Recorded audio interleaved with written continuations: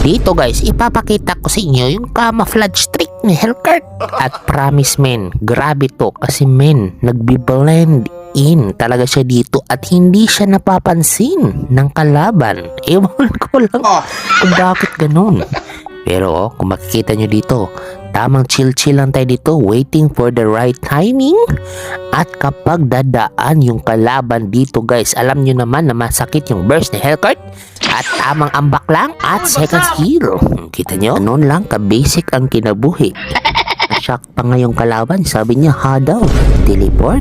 Yeah, maybe. But no, ang tawag dito, camouflage. At kung makikita nyo dito, handa ulit tayo kumuha ng kinabuhi. Kasi nagtatago lang tayo dito sa red buff. And makikita nyo dito, hindi ulit tayo makikita. Uy, bagsak!